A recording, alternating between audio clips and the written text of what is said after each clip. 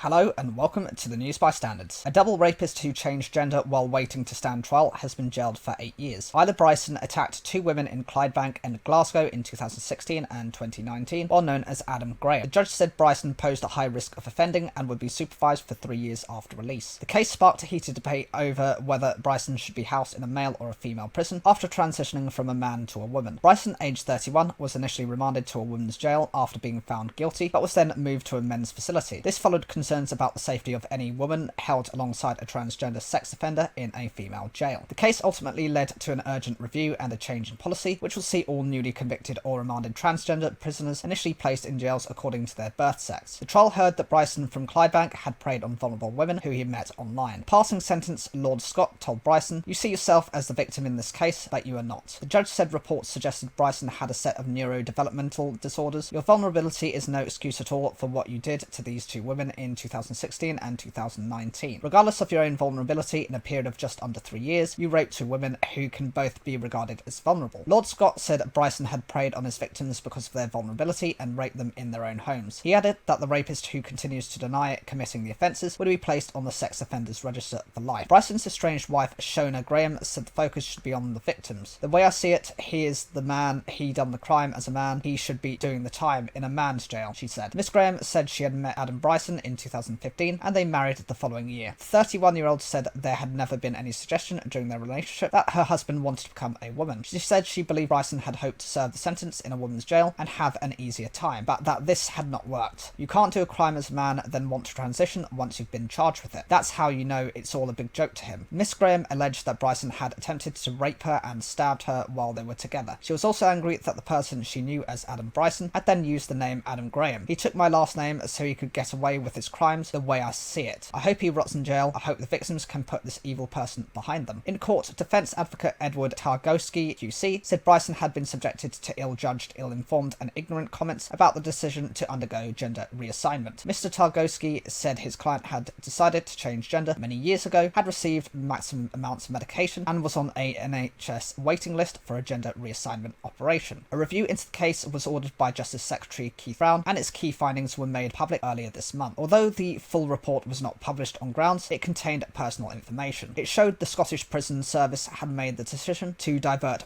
Bryson to Cornton Vale Women's Prison in Stirling rather than the planned destination of HMP Barlini in Glasgow while the offender was in transit. 2 days later, senior management decided, due to the level of risk and remaining uncertainties, to move the inmate to a male prison, HMP Edinburgh. The Isla Bryson case came to the press and public's attention at arguably the worst time for the Scottish Government. Its gender recognition reform bill, aimed at making it easier for trans people to change their legally recognised sex, had just been blocked by UK ministers following a difficult journey through Hollywood. Those opposed to the legislation raised concerns about the potential for a new system of self-ID to be abused by violent men. When Isla Bryson was initially sent to Cornton Vale Women's Prison following conviction, ministers insisted the new legislation had no impact on that decision, but opponents said the case crystallised the issues with self-identification. Isla Bryson's trans status was being taken at face value, yet many, including the First Minister, doubted it was genuine. First Minister Nicola Sturgeon told the Scottish Parliament that Bryson would not be incarcerated in Cornton Vale, either short-term or long-term. Bryson made a decision to transition from a man to a woman while awaiting trial. It is thought to be the first time a trans woman has been convicted of raping women in Scotland. There are relatively few trans prisoners in Scotland. The latest Scottish Prison Service statistics said there were 12 trans women and 3 trans men between October and December 2022. There were 7,019 male prisoners and 265 female inmates. The Scottish Government has stressed that the case is not connected to the Gender Recognition Reform Bill, which has not yet been enacted and was blocked from becoming law by the UK Government.